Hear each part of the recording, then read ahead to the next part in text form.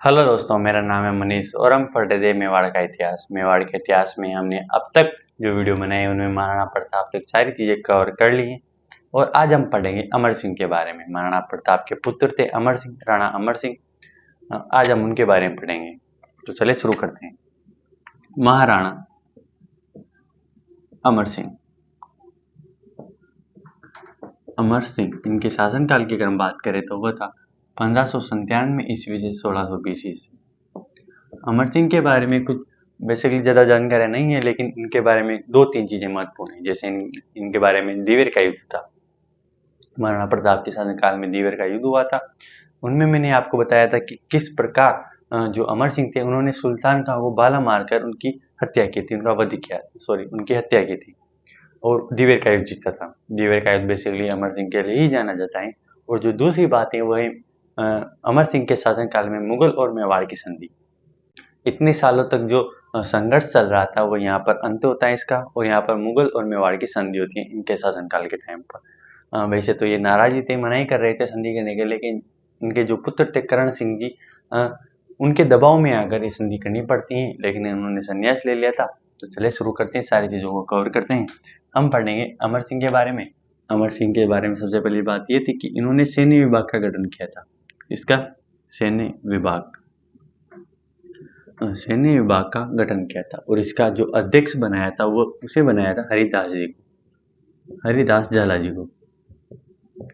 सैन्य विभाग का गठन इसका मतलब ये होता है कि जो इनकी जो सेना थी उनकी देख रेख, उनकी जो खान पान की व्यवस्था, जो भी सेना की व्यवस्था होती थी वो अब से हरिदास जी करेंगे। इससे पहले जो राजा हुआ करता था वही सेना को संभालते थे। आज से हरिदास जी, इनके शासनकाल से इन्होंने सैन्य विभाग का गठन किया और हरिदास जी को उनका अध्यक्ष बनाया। हम बात करें आगे तो अमर सिंह जी के शासनकाल में एक युद्ध हुआ था, उटाना का युद्ध।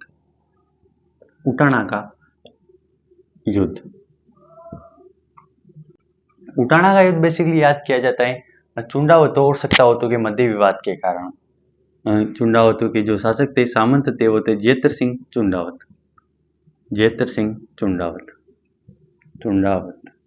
और इधर सत्तावतों के जो सामंत थे वो थे बल्लू सत्तावत।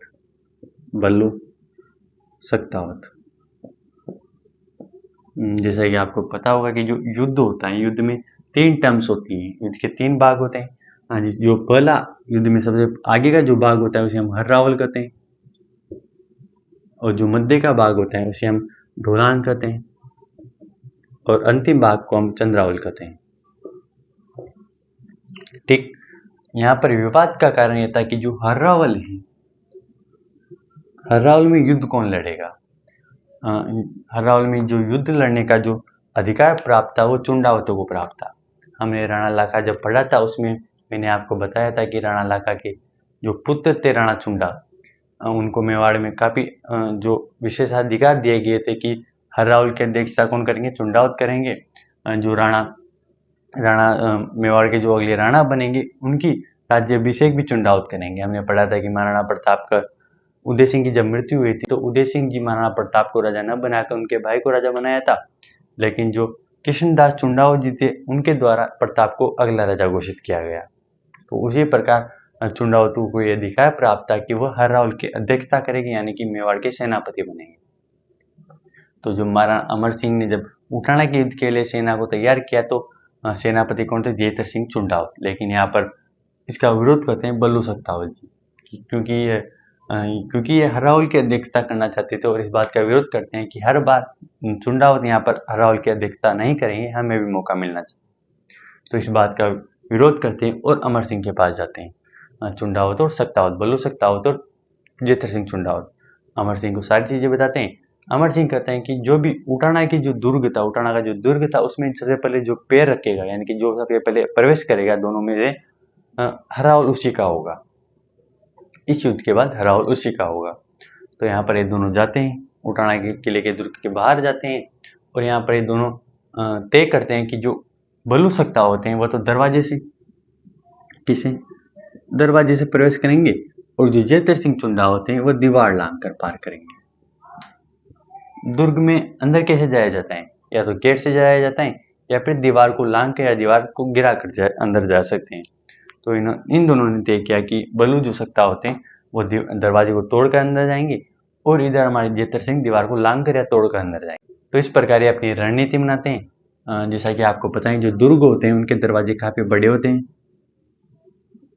काफी बड़े बड़े दरवाजे होते हैं। इस प्रकार से 2 गेट होते हैं। इन गेटों के बीच में ऐसे किले लगे होते हैं, जिसे मार करें किले लगे होते हैं, जैसे उनके आगे तिक्के होते हैं, आगे से तिक्के होते हैं, पीछे से मोटे होते हैं। तो इस प्रकार पूरे जो गेट होते हैं उनमें ऐसे किले लगे होते हैं पूरे में, ठीक।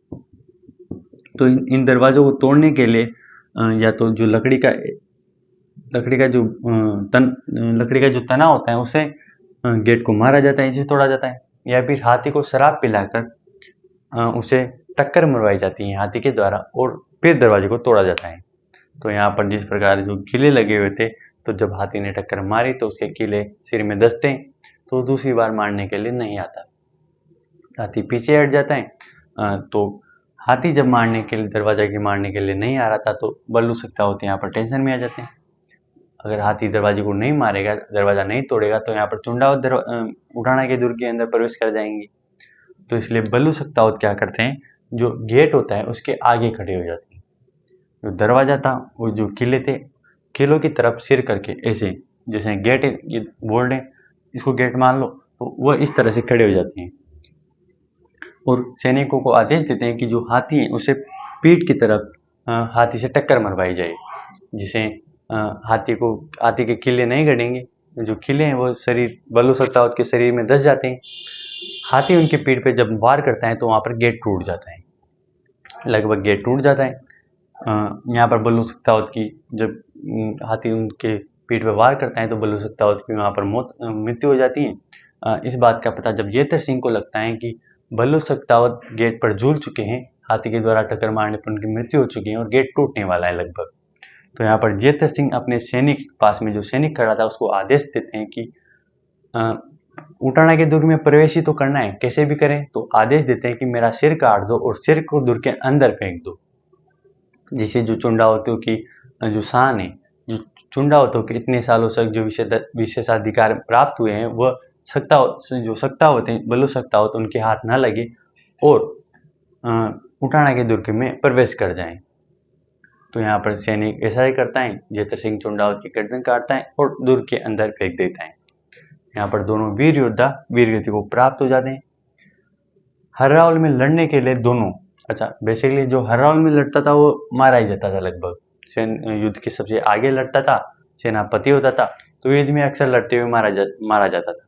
तो दोनों वीर योद्धा यहाँ पर मरने के लिए यहाँ पर मर चुके थे, मतलब युद्ध में लड़ने के लिए, युद्ध में लड़कर मरने के लिए दोनों किले के अंदर जाने के लिए यहाँ पर वीरगति को प्राप्त हो चुके थे। तो ये जो उटाना का जो युद्ध था वो जेतर सिंह चुंडावत और बल्लू सकतावत को इनके द्वारा याद किया जाता है। इनकी वीरगति को प्राप्त, जब ये वीरगति को प्राप्त हुए थे, किस प्रकार इन्होंने अपनी विशेषाधिकार बनाए रखने के लिए किस प्रकार अपनी गर्दन काट कर दुर्ग में अंदर फेंकी थी, उसके लिए इनको याद किया जाता है। और इधर दरवाजे में किस प्रकार दरवाजा तोड़ने के लिए अपनी बलिदान दिया, बल्लू सकतावत को इस प्रकार याद रखा जाता है। तो अमर सिंह के बारे में बस ये उटाना का युद्ध में महत्वपूर्ण है। और अगर हम आगे बात करें तो अमर सिंह के द्वारा यूनानी शैली में एक मंदिर का निर्माण करवाया गया था, विष्णु मंदिर। कौन सा मंदिर? विष्णु मंदिर चावंड में। कहाँ पर? चावंड में। तो अमर सिंह के द्वारा चावंड में यूनानी शैली में विष्णु मंदिर का निर्माण करवाया गया था। हम बात करें आगे तो अमर सिंह के बारे में सबसे महत्वपूर्ण चीजें, इनके द्वारा इनके शासनकाल में मुगल और मेवाड़ संधि हुई थी। कौन सी संधि? मुगल मेवाड़ संधि। यह संधि हुई थी 5 फरवरी 1615 को। बेसिकली हुआ क्या था, जब महाराणा प्रताप की मृत्यु होती है तब तक तो अकबर ने कोई सैन्य अभियान नहीं भेजी थी, लेकिन जैसे ही अमर सिंह जी अगले राजा बनते हैं तो अकबर के द्वारा वापस सैन्य अभियान शुरू कर दिए जाते हैं। अकबर की मृत्यु 1605 में हो जाती है। अकबर के बाद अगले शासक बनते हैं जहांगीर। अगले शासक बनते हैं अकबर के पुत्र जहांगीर। जहांगीर यहाँ पर शासक बनते हैं। जहांगीर के द्वारा 1605 से 1615 तक 15 ईस्वी तक अमर सिंह के ऊपर सैन्य अभियान किए जाते हैं। सेना पे सेना भेजी जाती हैं, लेकिन अमर सिंह जी थे वो इनका डट कर सामना करते हैं। लेकिन जब 1613 ईस्वी में, कब 1613 ईस्वी में जहांगीर के जो पुत्र थे खुर्रम, कौन? खुर्रम को हम शाहजहाँ कहते हैं। क्या कहते हैं? शाहजहाँ। जो खुर्रम थे उन्हें भेजा जाता है जहांगीर के द्वारा। खुर्रम यहाँ पर आते हैं ये सबसे पहले तो बुलाते हैं सभी को जिन्होंने भी अमर सिंह के ऊपर पहले आक्रमण किए हैं, पहले हार कर गए या जीत के गए, उन सभी सेनापतियों को, सभी सेना को इकट्ठा करते हैं, सभी से एक मीटिंग बुलाते हैं और सभी से पूछते हैं कि अब तक हम मेवाड़ पर अधिकार क्यों नहीं कर पा रहे, ऐसे कौन से कारण हैं जिनसे हम अमर सिंह को नहीं पकड़ पाए, महाराणा प्रताप को नहीं पकड़ पाए। तो यहाँ पर सैनिक अपनी अपनी राय देते हैं और कहते हैं। एक कहता है कि जो अमर सिंह हैं उन्हें जब हम युद्ध करने के लिए जाते हैं तो उन्हें पहले से ही पता चल जाता है अपनी जनता के द्वारा, और वह जंगलों में चले जाते हैं। जंगलों में हमें रास्ते मालूम नहीं है, मेवाड़ की सेना को सारे रास्ते मालूम है, तो वो पीछे से वार करते हैं, अलग अलग तकनीकों से हमें सैनिकों को मारते हैं और वहाँ से हमें भगा देते हैं। और कोई कहता है कि यहाँ की जो मेवाड़ की जो जनता है वो भी जो मेवाड़ के राजा है उनकी सहायता करते हैं। जो मुगल सैनिक होते हैं उनको रास्ते में लूट लिया जाता है। अगर मुगल सैनिक कहीं कम सैनिक हो तो उन्हें वहाँ पर मार दिया जाता है, उनको लूट लिया जाता है। तो इस तरह से यहाँ मेवाड़ की जो जनता है वो भी युद्ध में हिस्सा लेती है और हमें परेशान करती है। तो खुर्रम यहाँ पर दिमाग लगाता है और कहता है तुम राजा महाराजा को तो छोड़ो, जो मेवाड़ के राजा हैं अमर सिंह उनको तो छोड़ो, और जो मेवाड़ की जनता है उन पर आक्रमण करो, उनको लूटो, जो उनके खेत हैं उनको जला दो, उनमें आग लगा दो, और जो उनके किसान हैं उनको मार दो, और जो उनकी यहाँ की महिलाएं हैं, औरतें हैं, उन्हें दिल्ली में जाकर बेच दो। तो इस प्रकार से खुर्रम के आदेश से यहाँ पर मुगल सेना के द्वारा मेवाड़ में काफ़ी जनता पर क्या है आक्रमण किया जाता है, उनको काफ़ी प्रताड़ित किया जाता है। तो इससे जनता परेशान होकर सामंतों के पास जाती है। यहाँ पर सामंत जो अमर सिंह के पुत्र थे कर्ण सिंह, यहाँ पर कर्ण सिंह अमर सिंह के पुत्र थे, युवराज थे कर्ण सिंह। सामंत कर्ण सिंह के पास जाते हैं, कर्ण सिंह को समझाते हैं कि अब पार नहीं पड़ेगी, मेवाड़ की जो सेना है वो अब काफ़ी कमज़ोर हो चुकी है, हम युद्ध नहीं कर सकते, अगर युद्ध करते हैं तो मारे जाएंगे, इससे तो अच्छा है हम संधि कर लें। लगातार इतने सालों तक जो युद्ध चला आ रहा है उन्हें अब विराम देते हैं और मुगलों से संधि कर लेते हैं। कर्ण सिंह ये सारी चीज़ें अमर सिंह को समझाते हैं। अमर सिंह पहले तो इस बात का विरोध करते हैं, लेकिन कर्ण सिंह के द्वारा जब अमर सिंह पर दबाव बनाया जाता है संधि करने के लिए तो अमर सिंह यहाँ पर मान जाते हैं, लेकिन साथ में ये कहते हैं कि तुम संधि तो कर लो लेकिन अब राजपाट भी तुम्हें संभालो। यानी कि अमर सिंह यहाँ से संन्यास ले लेते हैं और यहाँ से नौचौकी चले जाते हैं। कहाँ पर? नौचौकी जाकर यहाँ पर संन्यास ले लेते हैं और कर्ण सिंह को यहाँ पर राजकाज संभालने के लिए कहते हैं। तो इस प्रकार यहाँ पर मुगल और मेवाड़ संधि होती है। कब? 5 फरवरी 1615 को जो ये संधि होती है। तो मेवाड़ की तरफ से तो कौन आता है?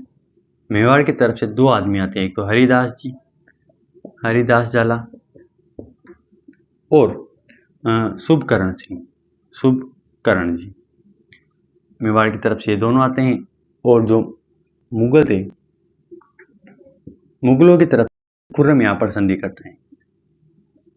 खुर्रम को हम शाहजहाँ कहते हैं। तो मुगलों की तरफ से यहाँ पर खुर्रम आए थे जहांगीर की तरफ से, और मेवाड़ अमर सिंह की तरफ से हरिदास जाला और शुभकर्ण जी आए थे। यहाँ पर संधि होती है, संधि की कुछ शर्तें रखी जाती हैं।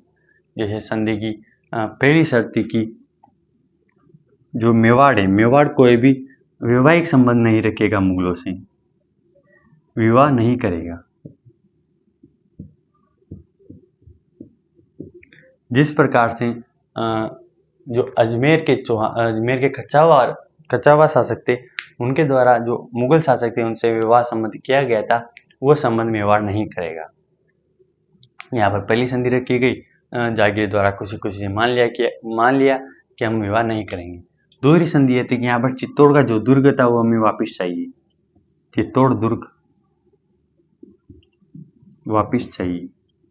मतलब जो चित्तौड़ का दुर्ग था वह अभी तक मुगलों के अधिकार में था, तो वह दुर्ग मेवाड़ वालों को वापस चाहिए। तीसरी जो शर्त थी वह ये थी कि जो राजा हुआ करता था वह दरबार में उपस्थित नहीं होगा, दरबार में नहीं जाएगा। बेसिकली हुआ कि जो हुआ क्या करता था कि जो मुगल संधि करते थे किसी भी राजा थे, तो उस राजा को मुगल दरबार में हाजिरी लगानी होती थी, मुगल दरबार में जाना पड़ता था।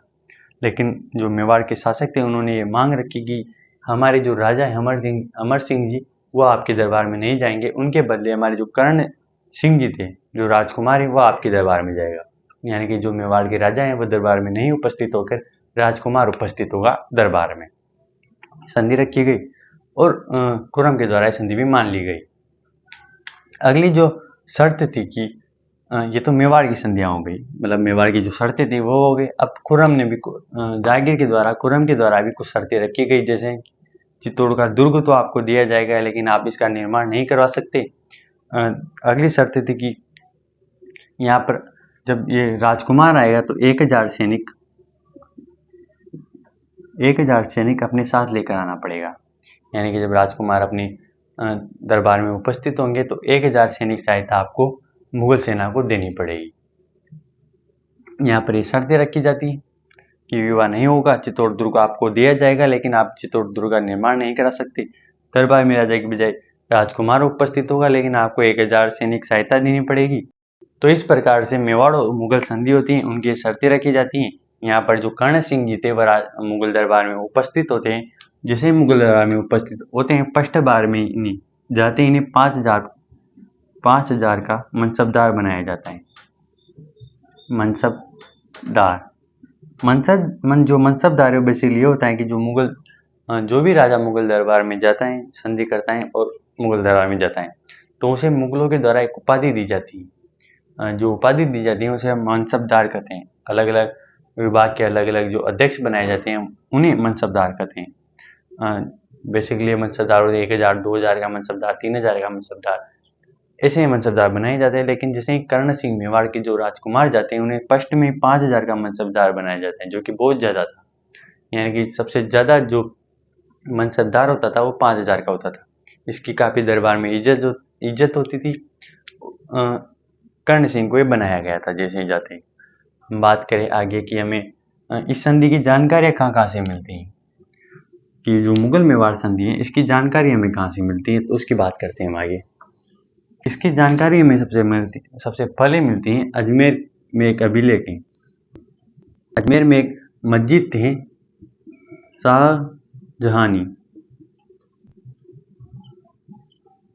शाहजहानी मस्जिद है, एक मस्जिद के अभिलेख से हमें इस बात की जानकारी मिलती है कि मुगल मेवाड़ संधि में ये हुआ। और जो जहांगीर के द्वारा एक पुष्कर में महल बनवाए गए थे।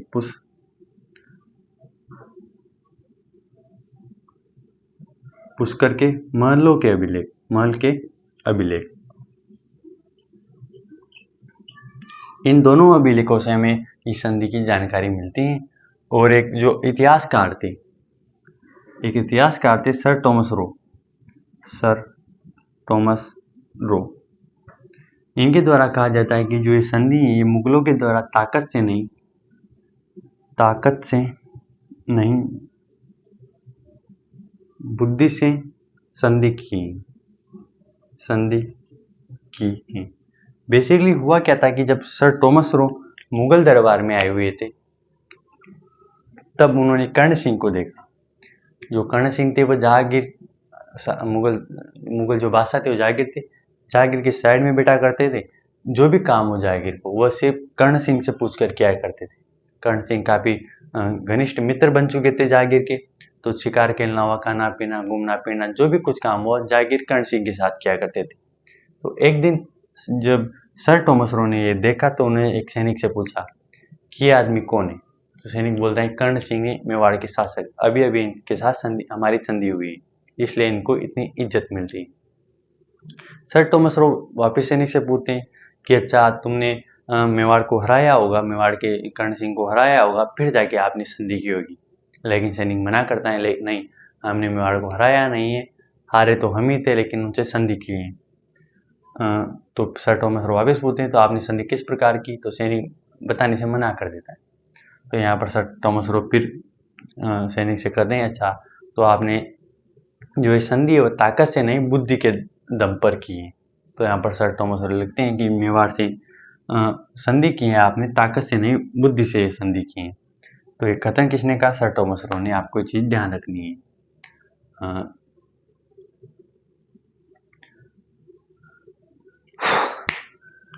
तो ये हमारे अमर सिंह जी थे।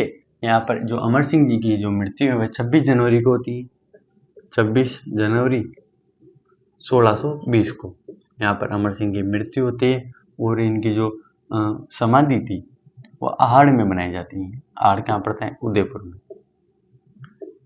अमर सिंह के बाद जितने भी राजा हुए इनकी जो समाधियाँ थी वो आहड़ में बनती हैं। मतलब जितने भी इनके बाद जो सारे राजा हुए वो उनकी समाधियाँ कहाँ मिलती हैं, आहड़ में। तो अगर आपसे क्वेश्चन पूछ लिया जाए कि अमर सिंह मेवाड़ के वो कौन से शासक के जिनकी समाधि आहड़ में मिलती है, तो अमर सिंह। सबसे पहले आहड़ में समाधि किसने बनाई, अमर सिंह ने। और आपसे अगर एक क्वेश्चन पूछ लिया जाए कि मुगल और मेवाड़ की संधि हुई थी तो उस टाइम पे शासक कौन था, तो अमर सिंह जी थे। किनके शासनकाल में मुगल मेवाड़ संधि हुई, तो अमर सिंह जी के शासनकाल में। आपको ये चीजें ध्यान रखनी। तो ये हमारे अमर सिंह जी थे। मैं आपको सारी चीजें एक बार और फटाफट रिवीजन करा देता हूँ। जैसे हमने बात करी अमर सिंह के शासनकाल के बारे में, 1597 से 1520 ईस्वी तक इनका शासनकाल रहा। इनके द्वारा सैन्य विभाग का गठन किया गया जिसका अध्यक्ष हरिदास जी को बनाया गया। इनके शासनकाल में उटाना का युद्ध हुआ और उटाना की युद्ध को जीतने के लिए, उनमें प्रवेश करने के लिए और हर्राउल के लिए यहाँ पर बल्लू सत्तावत और जेतर सिंह चुंडावत के मध्य विवाद होता है। उस विवाद में उटाना के दुर्ग में इन दोनों की ये दोनों वीर गति को प्राप्त हो जाते हैं। और फिर हमने बात करी कि यूनानी शैली में यहाँ पर विष्णु मंदिर बनवाया गया अमर सिंह के द्वारा, कहाँ पर, चावंड में। फिर हमने बात करी मुगल और मेवाड़ संधि की। 5 फरवरी को ये संधि होती है 1516 को। और यहाँ पर कर्ण सिंह के दबाव में आकर ये संधि की जाती है अमर सिंह के द्वारा। अमर सिंह इस बात से नाराज होकर नौचों की शहर चले जाते हैं। और वर्तमान में यहाँ पर राजसमंद झील बनी हुई है। राजसमंद झील कहाँ पर, नौचौकी नामक स्थान पर वर्तमान में ये झील बनी हुई है। फिर हमने बात करी मेवाड़ की तरफ से हरिदास जी आए थे, शुभकर्ण जी आए थे, और मुगलों की तरफ से खुर्रम आया था। यहाँ पर संधि की जो शर्तें रखी जाती हैं कि हम मुगलों से कोई भी वैवाहिक संबंध नहीं रखेंगे, चित्तौड़ को वापस देना होगा, और दरबार में राजा की बजाय यहाँ पर राजकुमार उपस्थित होंगे। मुगलों के द्वारा शर्तें मानी जाती हैं। जो मुगल थे, जागीर था, उनके द्वारा भी शर्तें रखी जाती हैं कि आप चित्तौड़ दुर्ग का पुनर्निर्माण नहीं करा सकते, इधर से आपको 1000 सैनिक सहायता देनी होगी। ठीक है, दोनों को शर्तें मान ली जाती हैं। यहाँ पर जो कर्ण सिंह जाते हैं दरबार में, उन्हें 5000 का मनसबदार बनाया जाता है। इस बात की जानकारी हमें मिलती है अजमेर में स्थित शाहजहानी मस्जिद के अभिलेख से जानकारी मिलती है। जहांगीर के द्वारा जो पुष्कर में महल बनवाए गए उनके अभिलेखों से जानकारी मिलती है। सर थॉमस रोग ने कथन कहा था कि आपने संधि ताकत से नहीं बुद्धि से किए, इस बारे में हमें जानकारी मिलती है। इनकी जो मृत्यु 1620 में हुई थी और आहड़ में इनकी समाधि बनी हुई है। तो ये हमारे अमर सिंह। अब बात करते हैं हम अगले राजा करण सिंह के बारे में। महाराणा करण सिंह के बारे में, अमर सिंह के पुत्र महाराणा कर्ण सिंह। इनके शासन काल की बात करें तो 1620 ईस्वी से 1628 ईस्वी। ठीक, इनके शासनकाल में जब मुगल और मेवाड़ संधि हो चुकी थी, तो युद्ध तो अब बंद हो ही चुके थे। अब हम पढ़ेंगे स्थापत्य के बारे में, विकास के बारे में, महलों का निर्माण के बारे में। जैसे कि इन्होंने आते ही उदयपुर जो शहर था, उदयपुर जो राजधानी थी इनकी, उस पर परकोटा बनवाया था, परकोटे का निर्माण करवाया। परकोटा बेसिकली जैसे ये उदयपुर है, क्या है, उदयपुर। तो उदयपुर के चारों तरफ इन्होंने दीवार खड़ी करवाई थी और यहाँ पर गेट होते हैं। तो इस प्रकार जो दीवार होती है इसे हम परकोटा कहते हैं। तो कर्ण सिंह ने उदयपुर शहर के परकोटा लगवाया था। और क्या करवाया, इनके द्वारा महलों का निर्माण करवाया गया, जैसे कि कर्ण विलास महल,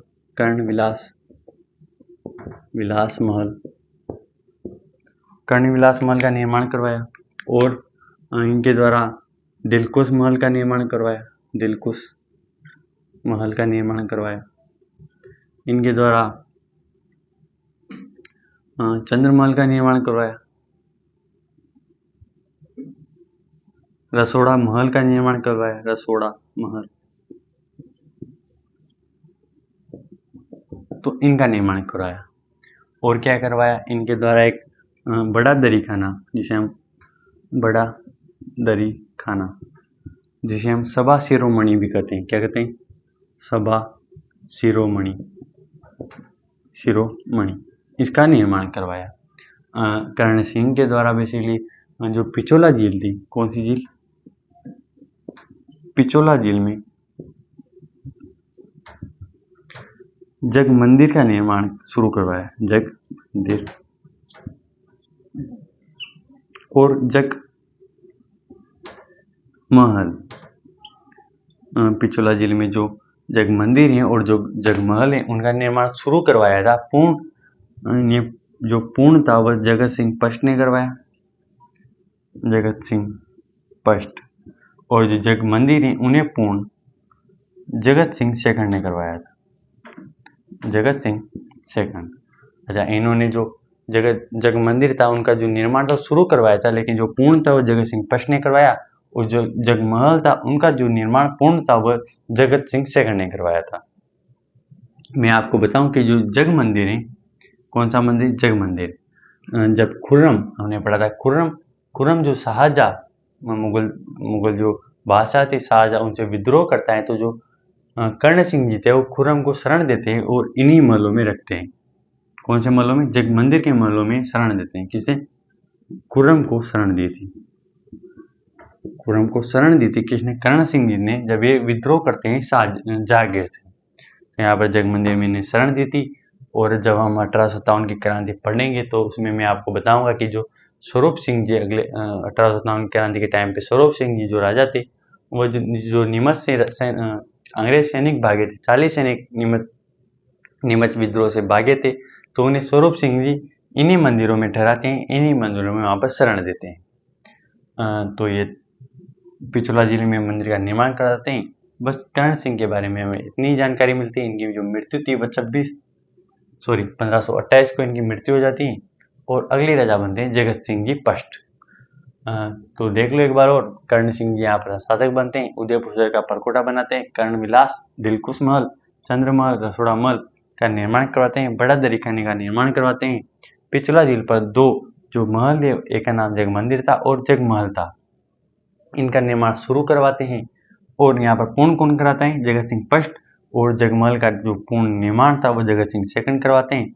जग मंदिर में यहाँ पर खुर्रम को शरण दी जाती है और 1857 की क्रांति में स्वरूप सिंह जी के द्वारा सैनिकों को यहाँ पर इनमें शरण दी जाती है।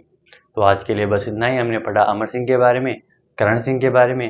अगली वीडियो में बात करेंगे महाराणा जगत सिंह के बारे में। तो आज के लिए बस इतना ही। मिलते हैं अगली वीडियो में, तब तक के लिए धन्यवाद।